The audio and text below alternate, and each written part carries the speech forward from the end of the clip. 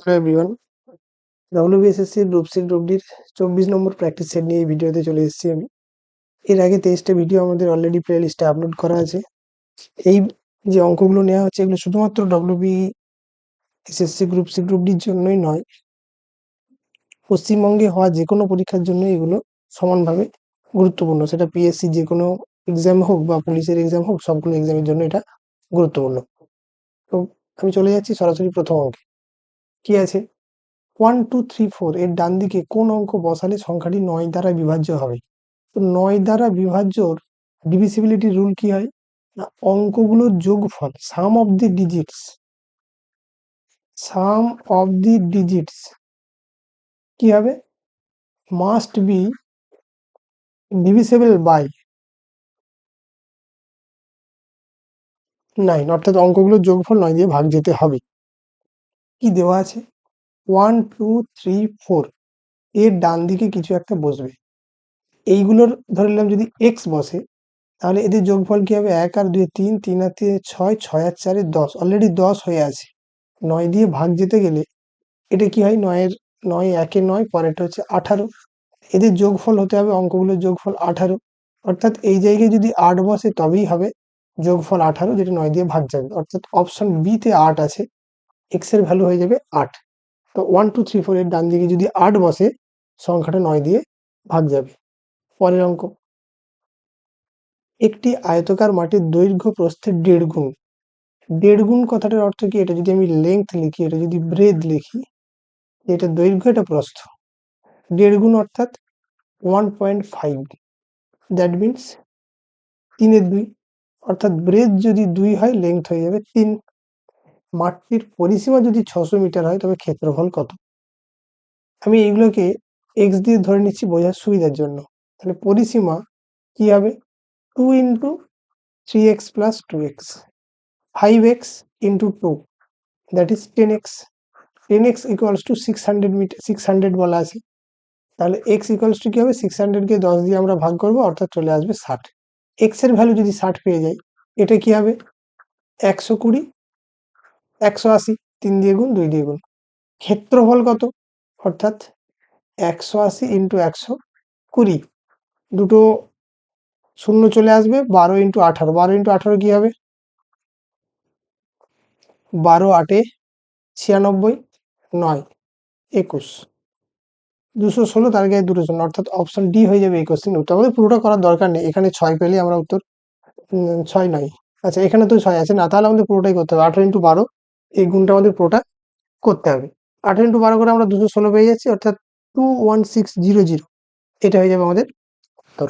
পরের অঙ্ক, একটি বর্গক্ষেত্রের প্রতিটি বাহুর দৈর্ঘ্য 10% বৃদ্ধি করা হলে ক্ষেত্রফল শতকরা কত বৃদ্ধি পাবে? এটা অ্যাকচুয়ালি পার্সেন্টেজের অঙ্ক। কি হয়? ফর্মুলা হচ্ছে a স্কোয়ার বাই 100। এটা এরকম লিখলাম কেন? এটা বর্গক্ষেত্রের ক্ষেত্রে লেংথ বা ব্রেথ বলে কিছু নেই, সবই হচ্ছে সাইড, সেই জন্য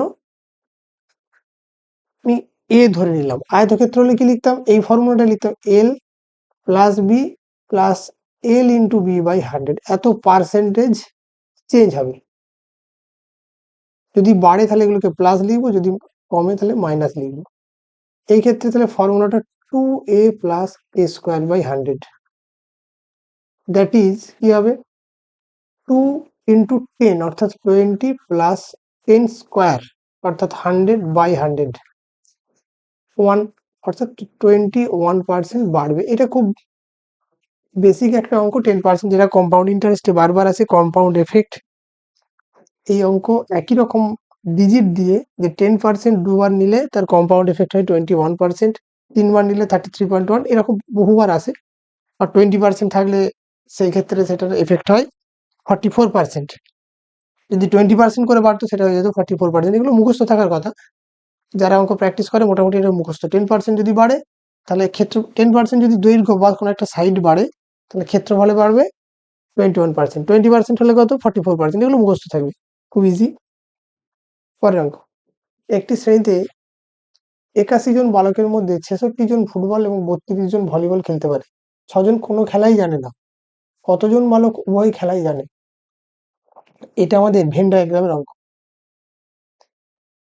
66 জন, 6জন কোনো খেলা জানে না। আচ্ছা, যদি আমরা এই না দিয়ে ধরি তাহলে কি হবে? 66 জন ফুটবল খেলা জানে, তাহলে কতজন জানে না?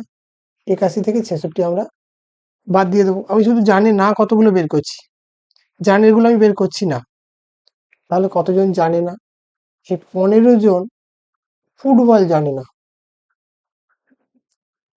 সিমিলারলি 32 জন ভলিবল খেলতে পারে, তাহলে 81 থেকে আমি 32 বাদ দিয়ে দিলাম।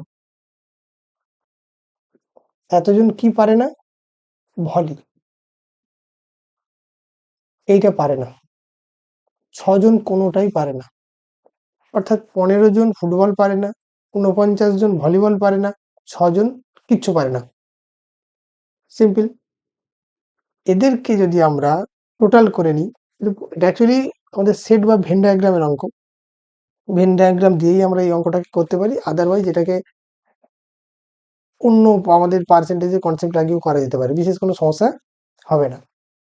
এবার আমরা অঙ্কটাকে ভেন ডায়াগ্রামের সাহায্যে দেখাচ্ছি কিরকম। এই 6জন, এখানে 6 কোনো খেলাই জানে না। এটা লিখলাম ফুটবল, এটা হচ্ছে ভলিবল। ভলিবল কতজন জানে না? 49 জন। তার মানে শুধু ভলিবল জানে না এরকমের সংখ্যা হচ্ছে 49 - 6 মানে 43 জন, শুধু এই জায়গাটা। এইটা 6, তাহলে এইটা কি আসবে? 15 - 6 অর্থাৎ 9, অর্থাৎ এরা এই 9 জন অনলি ফুটবল জানে না, 6জন কোনো খেলাই জানে না, আর 43 জন ভলিবল জানে না। তাহলে এই না জানার সংখ্যাটা কিরকম? 9 + 6 + 43, অর্থাৎ 9 58। এই 58 জন কোনো না কোনো ভাবে কিছু না কিছু জানে না। উভয় খেলায় জানে কতজন? 81 - 58, অর্থাৎ 23। অপশন ডি, অপশন ডি হয়ে যাবে এই কোশ্চেনের উত্তর। এটা পার্সেন্টেজে অন্য কনসেপ্ট দিয়ে এই অঙ্ক করা যায়, ইজিলি করা যায়, ভেন ডায়াগ্রাম দিয়েও করা যায়, যার যেরকম পছন্দ করতে পারে, কোনো সমস্যা নেই। বা এমনি ভেবে নিয়েও করা যায়, এই ডিজিটগুলো যেহেতু খুব ছোট ছোট ডিজিট, আমরা ভেবে নিয়েও করে নিতে পারি। শুধুমাত্র বুঝতে হবে যে শুধু অনলি, এই কথাটা খুব গুরুত্বপূর্ণ, যে শুধু ফুটবল জানে না, শুধু ক্রিকেট জানে না, বা অনলি ফুটবল জানে, অনলি ক্রিকেট জানে, এই কনসেপ্ট দিয়ে যখন করতে হয়, যেমন এই যে 15 জন ফুটবল জানে না আর 6জন বোথ, দুটোই জানে না, এর অর্থ এদের গ্যাপ 9 জন, এরা শুধু ফুটবল জানে না। এই কনসেপ্টটাই বাকি। এটা পার্সেন্টেজের চ্যাপ্টারে ভেন ডায়াগ্রাম একটা অংশ আছে, সেইখানকার অঙ্ক। সবাইকে বলবো যদি বুঝতে পারো ভালো, না হলে ভেন ডায়াগ্রাম চ্যাপ্টারটার বেসিকটা একটুখানি পড়ে নিয়ে এই অঙ্কটা দেখলে ভালো বোঝা যাবে। এটা একটু আলাদা অঙ্ক, সবাইকে যত্ন সহকারে এই অঙ্কটা করার জন্য বলবো। পরের অঙ্কে চলে যাচ্ছি। এটাও খুব কমন আমাদের একটা অঙ্ক, বহুবার বহু এতে এসছে। তার প্রথমটা কি হবে? আমি একেবারে লিখছি 3 একে 3 - 1 অর্থাৎ 2 এর 3, ইন্টু 4 একে 4 - 1 অর্থাৎ 3 এর 4। সিমিলারলি এটা হয়ে যাবে 4 এর 5, চলতে থাকবে। এটা কি চলে আসবে? 99 ইন্টু 1 অর্থাৎ 99, তার থেকে 1 বাদ দিলে 98 বাই 99, এটা 99 বাই 100। এরকম ভাবে এই অঙ্ক একেবারে মুখে মুখে সূত্র দিয়ে করে ফেলা যায়। এরকম চলতে থাকবে, এখানে কাটবে, এটা এই জায়গায় কেটে যাবে, এটা এই জায়গায় কাটবে, অর্থাৎ কি থাকে যাবে? 2/100, অর্থাৎ 1 এর 50। Option B. সূত্র আছে, শর্টকাট নিয়ম বহু কিছু রয়েছে যাতে আমরা দেখেই করে নিতে পারি, কিন্তু এটাও মনে রাখা দরকার যে আমাদের অঙ্ক করার সময়তে যদি 500-700 শর্টকাট মনে রাখতে হয়, it is impossible to apply during exam. এক্সামের সময় কিন্তু আমাদের পক্ষে এটাকে 50টা কি 100টা পর্যন্ত ঠিক আছে, 500টা শর্টকাট মনে রাখা কার্যত অসম্ভব। তো সেই জন্য আমরা চেষ্টা করব as less as possible shortcut apply করতে, যেখানে একান্তই প্রয়োজন সেগুলো আমরা অ্যাপ্লাই করব, আদারওয়াইজ আমরা চেষ্টা করব শর্টকাট ছাড়া। যে কোনো অঙ্ক যদি বেসিক থেকে হয়ে যায় দ্রুত করলে, আমরা সেইভাবেই করার চেষ্টা করব, শর্টকাট কম ইউজ করব, থিওরি ইউজ করব, শর্টকাট কম। পরের অঙ্ক, এক্স ওয়াই এর বর্তমান বয়সের অনুপাত 3:4, কত? 3:4। এক্স কারেন্ট এজ, বর্তমান, বর্তমান বয়স। 5 বছর পূর্বে তাদের বয়সের অনুপাত ছিল 5:7, অর্থাৎ আগে। কত ছিল? 5, 7 আগে ছিল। y এর বর্তমান বয়স কত? এই ধরনের অঙ্কের ক্ষেত্রে কি করতে হয়, আমাদের এই গ্যাপটা দেখতে হয়। এই গ্যাপ কত? 2। এই গ্যাপ কত? 3। মিলছে না, গ্যাপ ঠিক নেই। সেই জন্য আমরা কি করব, এখানে দেখাচ্ছি আরেকবার। 5:7 মেলেনি, এদের গ্যাপটা সমান নয়। এই গ্যাপটাকে সমান করার জন্য আমরা যে কাজটা করি সেটা হলো, এদের গ্যাপ কত? 2। তাহলে এটাকেও 2 দিয়ে গুণ, এটাকেও 2 দিয়ে গুণ। 3 আর 4 এর গ্যাপ ছিল 1, অর্থাৎ এটাকে 1 দিয়ে গুণ, 1 দিয়ে গুণ। তাহলে এই জিনিসটা কি থাকলো? 5:7। এটা হয়ে গেল 6:8। এবার যদি আমরা চেক করি, এটাও 1, এটাও 1, অর্থাৎ এই 1 এটা সমানই হচ্ছে 5 ইয়ার্স। এবার অঙ্কটা আমাদের একই রকম চলে এলো। y এর বর্তমান বয়স কত? বর্তমান বয়স অর্থাৎ এটা।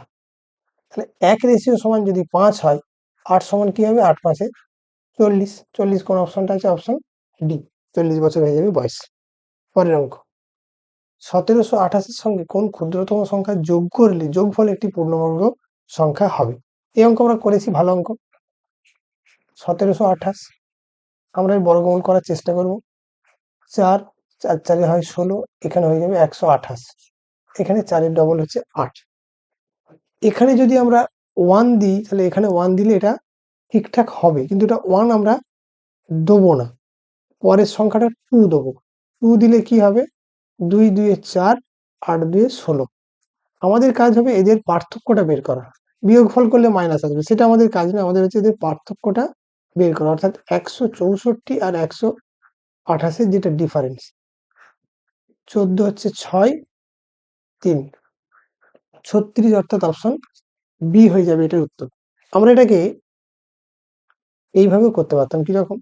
1728, 4 দিলাম, 16 হলো, 128, 4 এর ডবল এখানে 8 এলো, এখানেও 1 দিলাম, এখানেও 1 দিলাম, এখানে হয়ে গেল 81, 7 4, এখানে থেকে গেল 47। আমরা কি করতাম না, 41 এর খানিকটা পড়ে থাকছি, 41 এর পরের সংখ্যা কি? 42। তাহলে আমাদের কাজ হবে এখন 42 এর বর্গ করা। 2 2 4, 4 2 8, 4 2 8, 8 8 16 6, 1 4 4 16 1 17। 1764 পরের বর্গ সংখ্যা, তাহলে 1728 এখান থেকে বিয়োগ করো, আবার সেই এই জায়গায় পেয়ে যাবো আমরা 36। সেই 36টা এই 36। কিন্তু এটা যদি আমরা করি ডাইরেক্ট পরের সংখ্যাটা নিয়ে যদি করি, আমরা এই দুটো ডিফারেন্সটা যেটা বের করব আমরা একবারেই পেয়ে যাব। অর্থাৎ এই ক্ষেত্রে আমরা এই 81 ধরে এই বিয়োগটা করে, সেটা আবার তার পরের সংখ্যার বর্গ করে আমরা এই বিয়োগটা করে করব না, ডাইরেক্ট এই নিয়মটা করেই করব। এটা হলে আমাদের একটা দুটো স্টেপ সহজে হয়ে যায়, ইজিলি হয়ে যায়, আমাদের আর ওইখানটা করতে হয় না। পরের অঙ্কে চলে যাচ্ছি। 680 টাকাকে এবিসি এর মধ্যে এমন ভাবে ভাগ করা হলো যাতে এ বি এর 2/3 অংশ, অর্থাৎ এ বি ইন্টু 2/3 এইটা পাচ্ছে, অর্থাৎ A by B equals to 2/3। B C এর 1/4, অর্থাৎ বি বাই সি, এই বি কত টাকা পাবে? এই ক্ষেত্রে আমাদের কি করতে হয়, এবিসি এর রেশিওটাকে আগে A is to B is to C এটাকে করে নিতে হয়। কমন কোনটা? বি। বিটাকে আমরা সেম করে নেবো। বি এখানে কি আছে? 3, এটা আমরা উপর নিচে 3 দিয়ে গুণ করে নিয়ে এটাকে করে নেবো 3 এর 12। এবার বিটা সেম হয়ে গেছে, A is to B is to C 2 is to 3 is to 12। টোটালটা কত? 3 আর 2 5, 12 5 17। 17 সমান হচ্ছে 680। 1 সমান কত? 680 বাই 17, অর্থাৎ 40। কি জানতে চাইছে? বি কত টাকা পাবে? বি এর এখানে কত রেশিও ছিল? 3। 3 ইন্টু 40 মানে 120 টাকা। কোন অপশনটা হচ্ছে? Option B. অপশন বি 120 টাকা হবে, এটার উত্তর। পরের প্রশ্ন, 4 অঙ্কের কোন বৃহত্তম সংখ্যাকে 3 5 7 9 দ্বারা ভাগ করলে যথাক্রমে 1 3 5 এবং 7 রিমাইন্ডার থাকে? এই অঙ্কটার ক্ষেত্রে একটা জিনিস কি কমন, যদি আমরা এদের গ্যাপ গুলোকে লক্ষ্য করি, যে 3 5 7 এবং 9 এদের যে যে রিমাইন্ডার আছে, কি কি আছে? 1 3 5 এবং 7 এদের গ্যাপ গুলো কি আছে? অর্থাৎ 3 আর 1 এদের গ্যাপ কত? 2, 5 আর 3 এর গ্যাপ কত? 2, 7 আর 5, 2, 9 আর 7, 2। তাহলে প্রতি ক্ষেত্রেই এই গ্যাপটা 2। তাহলে জিনিসটা কি হবে? ফার্স্ট কাজ হচ্ছে আমাদের এলসিএম বের করা। কার এলসিএম? LCM of 3, 5, 7, 9। এদের এলসিএম কি হবে? এই তিনটে নাম্বার হচ্ছে প্রাইম। 5, 7 আর 9 একে অপরের সাথে প্রাইম, নট প্রাইম, একে অপরের সাথে প্রাইম। 3 আর 9 এর জন্য 9 আসবে, অর্থাৎ এই তিনটে যদি আমরা গুণ করে দিই তাহলে উত্তর আমরা পেয়ে যাব। 7 5 35 ইন্টু 9 করে দিলে আমরা এদের লসাগু পেয়ে যাব 315। এবার 4 অঙ্কের কোন বৃহত্তম সংখ্যা? 4 অঙ্কের বৃহত্তম সংখ্যাটা কত? 4টে 9। একে যদি আমরা 315 দিয়ে ভাগ করি কি আসবে? প্রথমে আমরা এই ভাগটা করতে হবে। প্রথমে কি আসবে? 3, 945। কি আসবে? এটা 4, 5, 9। 2 এ যাবে না, এটা 1 যাবে। 5, 1, 3, 4, 3, 2, 234 আমার ভাগশেষ থেকে যাচ্ছে। তাহলে 315 দিয়ে কোন সংখ্যাটাকে ভাগ করা যাবে? এর থেকে 234 মাইনাস করব। এই 9765 এরকম একটা সংখ্যা যেটাকে 315 দিয়ে ভাগ করা যায়। কিন্তু কোশ্চেনটা সেটা বলেনি। কোশ্চেনে বলা আছে যে ভাগ করলে অবশেষ থাকবে 1, 3, 5 এবং 7। এই অবশেষ থাকার কি অর্থ? যে এই যে ডিফারেন্সটা যেটা আমরা প্রথমে করে নিয়েছিলাম, সব ক্ষেত্রে গ্যাপটা কত? 2।